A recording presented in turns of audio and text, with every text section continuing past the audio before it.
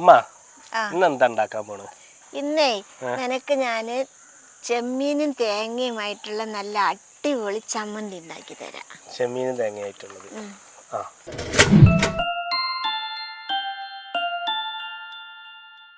ഞാൻ അതിനു വേണ്ടി ഇവിടെ 1/2 കപ്പ് ചെമ്മീന് ഉണക്കല് കഴുകി വെച്ചിട്ടുണ്ട്.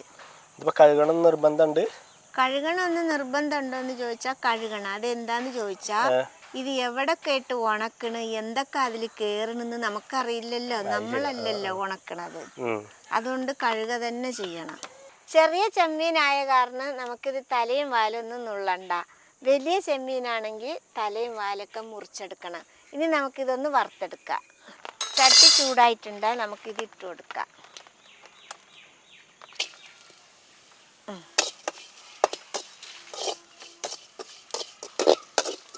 ഈ ചെമ്മീനിനി മൊരുന്ന് നമ്മൾ കയ്യിൽ പിടിച്ചാൽ പൊടിയുന്നത് വരെ വറുത്തെടുക്കണം.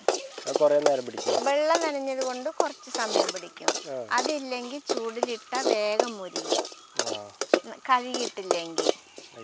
പിന്നെ നമുക്ക് ചെമ്മീനൊക്കെ വാങ്ങി കഴുകി ഉണക്കി സ്റ്റോക്ക് ചെയ്ത് വെക്കുകയൊക്കെ ചെയ്യാം. അങ്ങനെയാണെങ്കിൽ ഈ പണിയില്ല അല്ലേ? അങ്ങനെയാണെങ്കിൽ ഈ പണിയില്ല. നമ്മൾ കഴുകി ഉണക്കി വെച്ച് കഴിഞ്ഞാൽ ഒരു ഉപ്പിലോ ബോട്ടലെല്ലാം വെച്ച് കഴിഞ്ഞാൽ നമുക്ക് കുറച്ചെടുക്കണ്ടല്ലേ ഉള്ളു.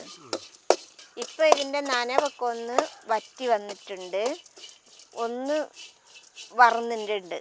ഇനി നമുക്കിതിൽ ഒരു 3 ഉണക്കമുളകും കൂടി ഇട്ട് കൊടുക്കാം, വറ്റൽ മുളക്. അതുകൂടി ഇതിൻ്റെ കൂടെ കിടന്ന് വറന്ന് വരട്ടെ. അതിന് നമ്മുടെ ചെമ്മീൻ വറന്നിട്ടുണ്ട്. ഇത് കണ്ടില്ലേ, കണ്ട ഇങ്ങനെ വെക്കുമ്പോൾ ഇങ്ങനെ പൊടിഞ്ഞ് വരണം. ഇനി നമുക്കിത് ഇറക്കി വെക്കാം. ഇനി നമുക്ക് ഇത് ഒരു പാത്രത്തിലേക്ക് മാറ്റാം. ചട്ടിയിൽ തന്നെ വെച്ചാൽ കരിഞ്ഞു പോകും കേട്ടോ മക്കളെ.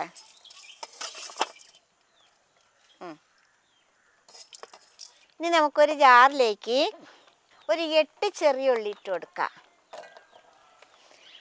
1 നെല്ലിക്ക വലുപ്പത്തിലുള്ള പുളി ഇട്ട് കൊടുക്കാം. ഇത് വാളും പുളിയാണ്. 1 ഇഞ്ച് നീളത്തിലുള്ള ഒരു കഷ്ണം ഇഞ്ചി ഇട്ട് കൊടുക്കാം. ഇനി നമ്മൾ ചെമ്മീനിലിട്ട് വറുത്ത ഉണക്കമുളക് ഇട്ട് കൊടുക്കാം. ഇനി ഒരു 2 തണ്ട് കരിയാപ്പില ഇട്ട് കൊടുക്കാം. പാകത്തിന് ഉപ്പിട്ട് കൊടുക്കുക. ഇതൊന്ന് ചതച്ച് കൊണ്ടുവരാം. ഇത് കണ്ടില്ലേ, ഇതേപോലെ ഒന്ന് ചതച്ചെടുക്കുക.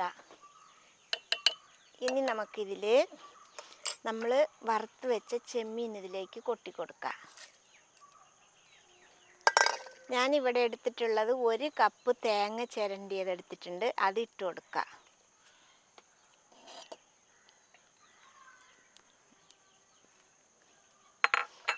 ഇനി ഇതൊന്ന് അടിച്ചു കൊണ്ടുവരാം.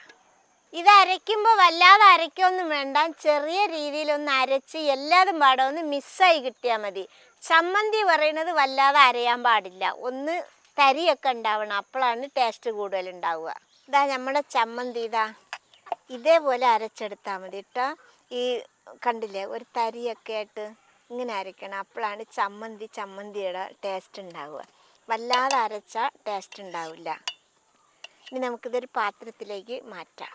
അങ്ങനെ നമ്മുടെ ചമ്മന്തി നല്ല അടിപൊളിയായിട്ട് റെഡി ആയിട്ടുണ്ട്. ഇതാ എടാ മോനെ, ഇതൊന്ന് കഴിച്ചു നോക്കിയേ.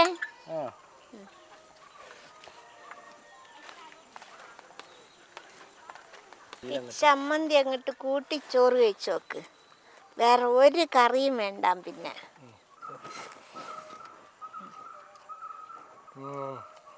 അടിപൊളിയായിട്ടുണ്ട് കേട്ടോ ചെമ്മീൻ ചമ്മന്തി. ഈ ചെമ്മീൻ ചമ്മന്തി കൂട്ടിയാൽ പിന്നെ ഒരു കൂട്ടാനും വേണ്ട. അങ്ങനെ നമ്മുടെ ചെമ്മീൻ ചമ്മന്തി റെഡി ആയിട്ടുണ്ട്. വീട്ടിൽ കൂട്ടാനൊന്നും വെക്കാനില്ലെങ്കിൽ ഇതേപോലെ ഇച്ചിരി ചെമ്മീൻ ഉണ്ടെങ്കിൽ എല്ലാവരും ചമ്മന്തി ഉണ്ടാക്കി വെക്കണേ. എല്ലാവർക്കും ഇഷ്ടമാവും. ചമ്മന്തി പറഞ്ഞാൽ പൊതുവെ എല്ലാവർക്കും ഇഷ്ടമുള്ളൊരു സാധനമാണ്. അപ്പം ചെമ്മീൻ ചമ്മന്തി എന്ന് പറഞ്ഞാൽ ഏറെ ഇഷ്ടമാവും. എല്ലാവരും ഉണ്ടാക്കി നോക്കണം. ഇഷ്ടപ്പെട്ടാൽ സബ്സ്ക്രൈബ് ചെയ്യുക, ലൈക്ക് ചെയ്യുക, കമൻറ്റ് ചെയ്യുക, ഷെയർ ചെയ്യുക. മക്കളെ ഫോളോ ചെയ്യാനും കൂടി മറക്കരുതേ.